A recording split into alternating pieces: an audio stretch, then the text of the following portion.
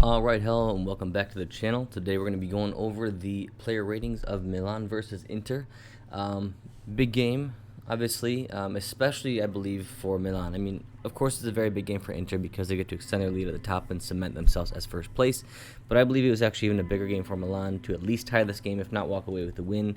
Primarily, not just for the standings, but for their confidence, because they have been taking a beating since 2021 has started, and their confidence looks really, really bad. And really, it all started because of a bunch of injuries, whereas their starting lineup had been decimated, and then they had to run a bunch of subs, and there has not been any consistency. And as we know, this team runs off of consistency. For example, early on in the season, when you had Kaya Romagnoli playing every single game, they played great. And then when Romagnoli went down and it was Gabbia, they were still playing great. There was pretty much a good consistency.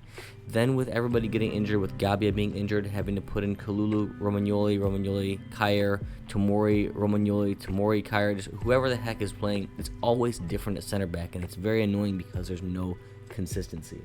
So that's just one position. Then you got midfield with Benacer being out most of the season now.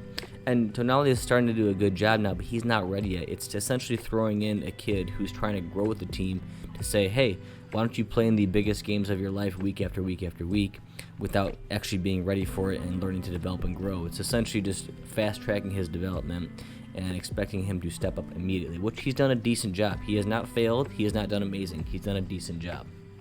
And there's just way too much load on Cassier, because with having to have that many different midfield partners and nobody being amazing besides when Benacer is fit and healthy, it's all on Cassier. So, I mean, he has to do a little bit less when Tonali's in, because Tonali actually covers. Mete is just bad, so Cassier has to do a lot when he's in. And Benacer, the last few games he's played, he's just been off because he just came back from injury, and that's a lot of what Milan's been dealing with. Look at Çalhanoğlu, amazing this season, but the past few games, he's come back from injury, he's been really lackluster, and it's really showing. So this has been a very hard transition for Milan. We needed this win, or at least a tie, just for our own confidence, and you can really see the team being very, very tired today, being very sloppy, and not their same cohesive unit that they have been. So I'm going to start the ratings at the back with Donnarumma. Donnarumma, there's really not much he could do, in my opinion. He could have done better on the first goal for sure. People who say he couldn't are 100% wrong. When you see that cross coming in, there's one guy in the box. That's it. One guy, Lautaro. That's it. So Romagnoli knows, or sorry, not Romagnoli, but Donnarumma knows where the ball is going. He knows where it's going to be. Step up a little bit. You can definitely get to that ball. And obviously you see Kyer is not marking his man, and Kyer is obviously the biggest person responsible here. Romagnoli is responsible because he couldn't mark Lukaku, which he never can match his pace, so it kind of is what it is, so he has to play smarter. Kyer didn't mark the one man in the box, and that's very uncharacteristic of him, and you can see that he's not back to his old form. And so, in my opinion, he shouldn't have started today if he's not fit and not playing the way that he used to play all season. So he didn't mark his man, Lautaro, and then Donnarumma let in the goal there, which, okay, it's a hard one, but he could have stepped up to attack it, and it wasn't that great of a header, whereas Handanovic had similar headers and saved him. Now, usually Donnarumma is on point. I can't blame him too much for this, but Handanovic had a couple saves like that on Ibra, whereas Donnarumma could not make it happen for the first one. Either way, I think he played okay today because he made a very good save on Perisic. I can't knock him overall. Nothing was majorly his fault. Could he have done better? Of course, but I think he was at least solid, very average, 6. Next, Calabria at right back. Never really had too much to do, to be honest, and I felt like the support he was getting from Salamakers was so poor that Calabria couldn't really do much. His defending could have been improved too. Perisic turned him around a couple times, but he wasn't really a bad cause. I'd give him between a 5.5 and a 6 today.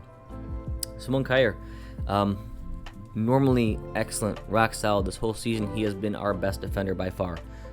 He has not looked fit the past few games. He's trying to come back after this back injury, and he just doesn't look the same. He doesn't have it yet, and I really don't think that you're supposed to shove a guy back in, even if he's been great most of the season, against Inter in this massive game. He's not in form. You have to play the players in form, and right now, Tomori has been looking good, and if you look back just a few weeks, it's literally just 2 weeks ago, the Coppa Italia game between Inter and Milan, Tomori Romagnoli did a fantastic job. It was a very unlucky game with, in my opinion, a very BS penalty for Barella that they scored, a kind of garbage yellow card for Ibrahimovic. Overall, it was a very even game, and they marked them fantastically. They did well together. So why would you not run that back? I get that Kyer has been your guy all season, but he's not ready. You could see it. You really could see it. And the pairing of Kyer Romagnoli, if they're not firing on all cylinders and their confidence is massive, they're a bad pairing because neither of them are fast. They don't complement each other well. It's not the best pairing that you want, especially if you're going to go ahead and play this high line that Pioli seems to always want to play. If you're going to play a high line, they have to be either perfectly positioned and on point, confidence is on fire, or you have to have at least one fast center back. We had neither of that today. So, in my opinion, Kyer was awful today. His first, and unfortunately his first 4 out of 10. Romagnoli gets the exact same. 4 was awful. He cannot mark Lukaku's pace. As far as him standing up physically to Lukaku, he was fine today, so was Kyer. The physicality wasn't the problem. It was the speed. And it was the speed because if you saw, Teo was gone every single time. You essentially never had a left back. The couple times Teo was back there, they didn't get anything because we actually had support. But Teo is gone. And if you want Romagnoli to go mark a center back spot plus a left back spot, no way. He's not fast. He's a good anticipator, a good reader of the game. That's it, right? He's not going to be the guy who's going to run and sprint and book it. This is all on Pioli. You can't do that to your center backs. Now, many may say we should upgrade Romagnoli, we should upgrade, whoever. Of course we should at some point. He's not the guy to carry us to the next level, but he should have been good enough to carry us to a top 4 this season, as he has been very good over the past several seasons for us. You got to put him in the right spot to do something, though. And against a team that has 2 very quick attackers in Lukaku and Lautaro, you cannot keep playing this ridiculous high line without having a ton of midfield support and with having your left back just leave every single time. Bad setup in my opinion. Poor work on Pioli's part, and he left Kyer and Romagnoli, who aren't playing fantastic at the moment, very isolated, and it really showed. So Romagnoli also a 4. Teo Hernandez, bad game today. He pushed forward a little bit, but he was gone, and he left his mark so many times, and he left Romagnoli so exposed against quick players, it was ridiculous. Teo Hernandez, 4.5 out of 10. He needs to have a little bit more responsibility. Now, I don't know if that's Pioli telling him, get forward, or if that's Hernandez just trying to make things happen. If it's Hernandez trying to make things happen, he's wrong. If he's following Pioli's instructions, then Pioli gets the blame. Hernandez, 4.5 to 5 out of 10. Sandro Tonali actually did pretty well in midfield. He had a chance for a goal. I think he should have done better with his shot. He had a good shot. Handanovic had an amazing save, but I think he should have done a little bit better placement-wise. Either way, he did pretty decently in midfield. Him and Kessié did all that they could, to be honest, and I'm going to actually rate them together because they put in a very similar performance. They kept the play going, their passes were good, they didn't make too many sloppy mistakes, no crucial mistakes either, and they held the team together as far as in midfield goes. The problem is zero support. You cannot run this type of a team against Inter, who's really high on confidence right now. They're well rested because they have no other competitions, and your team is tired. You cannot run a 2-man midfield against a team running a 3-5-2 at you. That is such bad tactician work, I can't even believe it. And Pioli has had weeks to figure this out. Not 1 to 2 weeks, he's had weeks to figure this out. Every time Milan struggles, for example against Spezia, who packed the midfield, it's because they overrun us in midfield, or Teo Hernandez is way up on the left side and they attack that side. It's the same stuff over and over, and Pioli has not figured it out. He's got the team's confidence good, or at least it used to be good. He had them attacking pretty well, but the defense is really where he struggled, and he was just counting on Kyer Romagnoli, who were playing great early in the season, to stand up. You can't do that at this point. Kyer's just coming back from injury. Romagnoli's confidence has been low. It's not the time for that. You got to give him support. And how do you do that? You pack the midfield. He has to have a second formation to go into. I don't care if it's a 3-5-2, which would be kind of more like a 3-4-1-2, or if it's a 4-3-3 or something like that, or like a 4-4-2 where you have a diamond in the midfield, something to give a little more rigidity and structure to the midfield so they don't run you over. It's crazy that he has not come up with any other formations. It's like he has no ideas. He's run out of ideas in space. Ideally, I'll say this at the very end, what I think we should do about formation, but I'll say that for a little bit later. Overall, though, Tonali and Kessié did all that they could. They are not to blame at all for today. They both deserve a 6 out of 10. Salamakers, as I pointed to, It's not really an I told you so because I doubt Castillejo would have done any better, but Salamakers has been playing terribly. Since he came back from injury just recently, he's been playing terribly. He offers us nothing, no creativity, average pace, a decent work rate, but also poor marking. As I mentioned in the game prior to against Spezia, he was actually the one responsible for not marking his man on the first goal. Salamakers just really didn't offer anything. No good crosses into the box, never really beat his man and took his man on, never really offered great support to collaborate down the wing, and our right side was a complete joke today. So you have to say, I believe, a 4 out of 10 in my opinion. He was just as bad as Kyron Romagnoli. It's just you're not rated as harshly when you're an attacker because the mistakes you make are not crucial because, you just didn't score or you didn't cross the ball in, whereas as a defender, you make a mistake, a goal goes in. Either way, though, he definitely deserves a 4. Çalhanoğlu, he has been really bad since he came back. He doesn't have that same spark, the same quick ball control, and the same decision-making, nor the same confidence. If you notice, there's a couple times today where he could have shot, he could have made a quicker pass, but he didn't, and that's a sign of confidence. When players hold on to the ball too long, they wait too long, that is 100% a sign of confidence. They don't have the confidence in their abilities, in their technique, to either make that quick play like they usually do.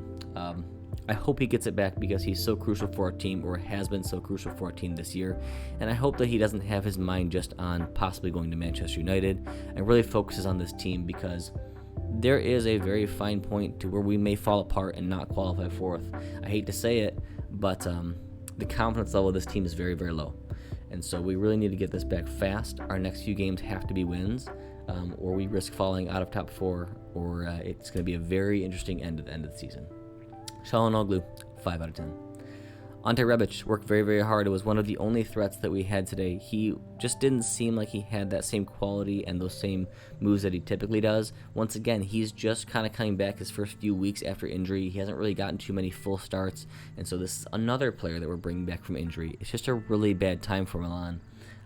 But he did what he could. I thought that he played solid. I can't knock him for his performance today, and he was one of the only bright spots in some areas on our team. So I'd give him a 6.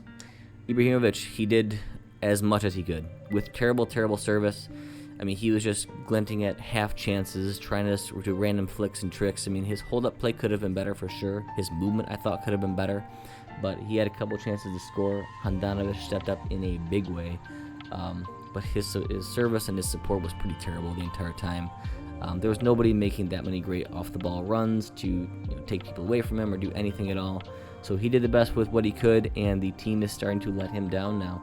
In games like this, you really start to see the fragility of our team at this point. And you see how much Ibrahimovic has been carrying this team by his bootstraps, right? For a while, everybody was like, oh, it's not just Ibra. Look how good our team is without him. People don't even remember what it was like before Ibra. This is how we played before Ibra.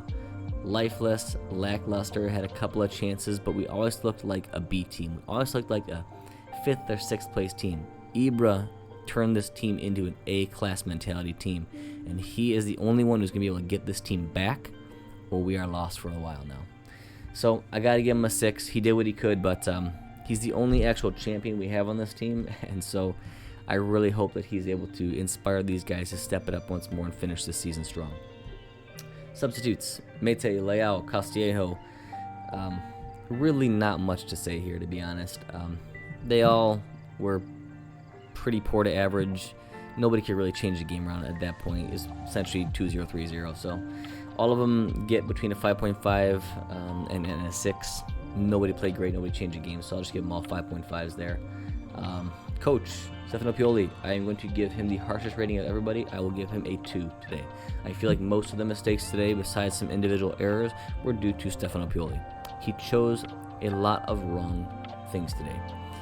First, should not have paired Kaya and Romagnoli, especially because Romagnoli Tomori did very well against Inter in the Copa, so why not run it back? They obviously showed that they have some chemistry together and can do decently, and they each cover for each other's weaknesses. What is Romagnoli good at? Marking, anticipation, and positioning. Okay, what's he bad at? Speed, pace, right? Sometimes being physical with his opponents he's bad at, sometimes he's decent at it. But those are his weaknesses. What is Tomori good at? One-on-one marking, speed, pace, covering and stuff like that. What is he bad at? Sometimes he loses his man. Sometimes his aerial prowess is not good. So they cover for each other. And Kyer's back has been a little bit off, and you've just seen the past few games. He has not been the same Kyer that we have known all season. He wasn't ready for this match. If he was, you could have run Kyer Romagnoli or Kyer Tomori, sure, whatever. But he was not ready. So my choice, or in my opinion, you had one choice. Tomori, Romagnoli. You had to do it. They played great last outing. Why not run it back? So that's mistake number one. Mistake number two, Salamakers up top there. He was absolutely awful. I get it that he's been okay in the past, but you've got to see his form over the past few games here since he's come back. He's been a joke. Castillejo actually had a good game recently against Red Star. Leao has been raring to go. Any person would have been better than Salamakers there. He was a total bum on the wing. He gave Calabria no help, no support. He worked hard, but it was just flailing around running like a chicken with his head cut off. There was no purpose. There was no meaning behind his movements. Salamakers was a total bum on the right wing. And anytime the ball was out to the right wing, if it wasn't Calabria with it, and if it was Salamakers with it, you knew nothing was going to happen. There was no threat, nothing. The only time you knew that we would maybe have a chance at stirring something up is if it was going through the middle with Shahanoglu or Tonali, or if it was going out to the left with Teo or Rebic. Just look at the difference there. When you're looking at Teo, Rebic, Shahanoglu, Tonali, those are guys, okay, we might be able to do something. The second you say, oh, Salamakers has it, you're automatically thinking, yep, nothing's going to happen here. So, terrible choice there. You should have given it to the man in form. It should have been Castillejo, or you should have even tried Leao. Salamakers has been out of form. You can't just play the guys because it's worked in the past, Pioli. You got to go based on form. Next up for Pioli, and in my opinion, by far the biggest mistake he has made, two things: formation and type of play. You cannot just rigidly smash through the same type of play over and over because you think that it's worked in the past. Teams change. Teams figure you out. And good coaches adapt. People gave Antonio Conte a lot of crap for never having a backup formation, and I agree. This is why Inter is out of the Champions League, is because they can't play any differently. They play their 3-5-2, and that's just the way that they play. Pioli needs to adapt. He needs to realize what we have on this team and what Inter has, what they're good at, and how do we combat that. So, first off, formation-wise, we already went over the selection errors that he made, but he needs to stop playing this high line against teams like this that have fast counterattackers, right? Lukaku's not blazingly fast, but he is definitely fast enough, right? He is not, a burner by any means, but he's still quick, man. The guy can move. So you have to not play this high line. You're going to just keep trying to offside trap the guy every time? It doesn't make sense, especially with Kyer and Romagnoli, both of them who are not blazing fast. Then they're, I would actually say, relatively slow. Kyer may not be, a slug slow, but Romagnoli's pretty slow. So you got to realize what type of backs you have, and you cannot play that same type of line there, especially with Teo gone every single play. You just can't do that. You're going to be sitting with Kyer Romagnoli exposed every play. That's bad coaching. That's just bad coaching. So, stop playing the high line against teams like this that have really quick attackers and play a counter-attacking style like Antonio Conte's team does. Secondly, get a new formation when you're playing against a team that packs the midfield. It's so basic, it hurts my brain. You can either run a 3-5-2, or you can run a 4-3-3 or a 4-3-1-2, something that packs the midfield, and we have the players for it. For example, I think one of the best things would be a 3-5-2. Think about it. It puts a lot of people in their best positions. You have Kyer at the actual center back spot, which is great because he's the best person to play there. He's the most physical. He's the best in the air. That's who you put there. Romagnoli, a left-footed player, putting him at left center back so he can mark position and do well there, but doesn't have to have blistering speed because you have more coverage. So if somebody gets in behind him, you still have two defenders there, plus your D-mid. Right center back is where you really get to add a bonus. You get to put Fikayo Tomori at right center back. How perfect is that? He doesn't have to be the guy who has to get all the headers like Kyer. He doesn't have to be that physical presence because he's not that strong. He is nitty gritty, he'll get in there and battle, but he's not physically that strong. He gets kind of dominated against strong opponents, but he's very fast and he's a battler. That's who you want at right center back. It's like perfect. It literally would fit his perfect position. Then you get the benefit of putting Teo Hernandez at wing back. Why is that better? Because now he doesn't have to have that amazing defensive responsibility that he has. When he's playing left back and he leaves too much, there's too much gap behind him. Put him as a wing back and you'll see how much it changes. Now you've actually added an attacker to your mix who does play defense here and there, but he's such a good winger. And now you get to add that. Then you have Calabria, who can kind of do it all there. He's actually a full right back, but can play wing back too. He's very versatile and would do great there. Also, if you need a sub for that spot, you can put on Kalulu, you can put on Salamakers there, you can put on Castillejo there, they'd all be fine.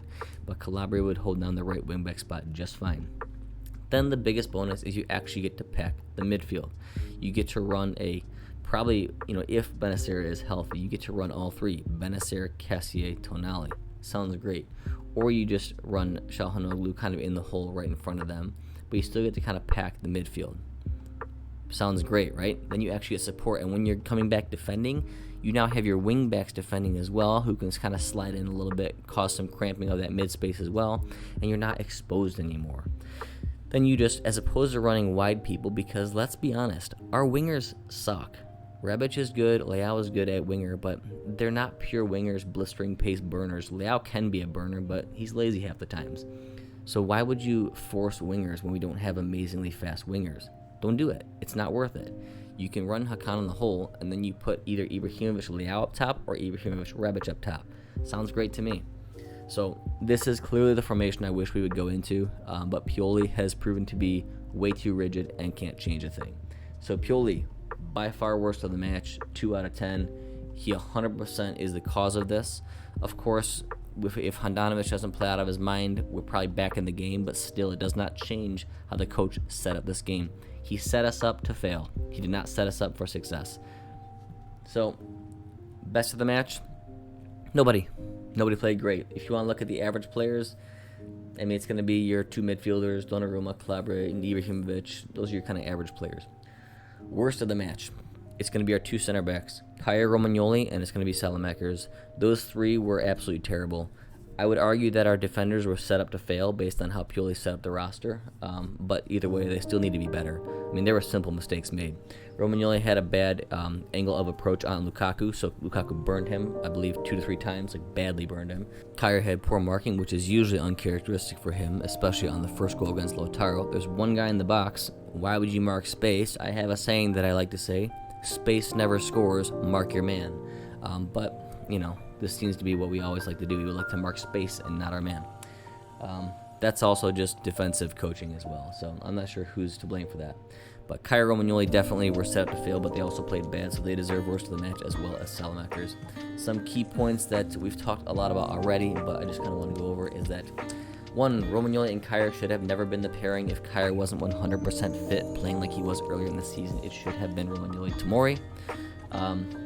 Second, Pioli needs a second formation, and he has to do away with that high line, which we just talked about recently. It is just so bad that he can't change into any formation that has a little bit more midfield strength in it. Next, we have a lot of players coming back from injuries, and it showed, as well as we had a lot of tired players because we're playing in Europa League, etc., and we really don't have depth. I know people are saying, oh, we have more depth than we've ever had. Our depth is average. When you see Inter bringing on Sanchez and Vidal, who are top-class players in their own right, and we're bringing on Mete and Castillejo, come on. It really tells you all that you need to know. Same thing happened versus Juventus. Juventus brings total quality and class off their bench, and we're bringing on just young kids or people who are just totally average. We're not there yet. We have a very fragile team, and besides our starting lineup, it's not very strong. We've gotten by based off of just gumption alone and just motivation and Ibrahimovic's charisma. But without Ibrahimovic pulling us up by our bootstraps, this team will fail, and so we have to make sure we hold on. Next up, Handanovic changed the game completely. What a performance from him. He's been hit or miss this season, but he stepped up big time, changed the game totally. If we're looking at a 1-1, Milan is more inspired, and I bet you it would have been a totally different game. We probably would have walked out with at least a tie if that happened, but it didn't. Handanovic stepped up and he played great, so you got to give it to him. Lastly, not buying a right wing. It was okay for the first part of the season. We were getting by. We were doing okay. Salamakers was playing beyond himself, in my opinion. But the cheapness of this ownership and not willing to upgrade when we needed to for this season was really a massive risk. They just, I think, decided that because we were in first and doing well enough that we were going to be okay.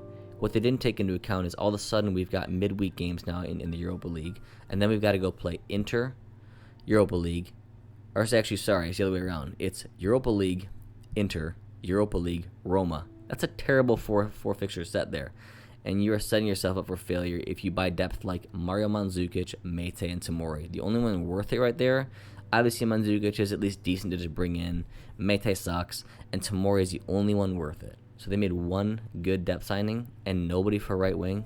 Come on now. It's just not good enough. I mean, I wish we would have splurged on Chiesa, as he's showing to be the perfect signing for Juventus out there, and he would have been even better for us since we play with wingers. I don't really like him, as I said in the past, but if we wanted him, we should have just spent the extra money and gone for him. The cheapness of this ownership is really showing through, and the motivation of this team early on and the charisma, as I was saying, of Ibrahimovic carried us early on. But eventually that does fade at certain points, and you need other people of your team to step up and carry the load when Ibrahimovic can't, and we're not seeing that. So we'll see what happens throughout the rest of the season, but in my opinion, these next 2 to 3 games will define the season. If we play like we did for the next few games here, we may not even get Champions League football. But if we step up again, put this game behind us and move forward, we'll be fine. This is also what I was talking about prior to this. People really focus on the Inter game, and I would have said, I don't really care about it this season. We're doing so well. Yes, Inter's our direct rival for Scudetto, but Milan is not going to win the Scudetto. We just don't have the quality in depth.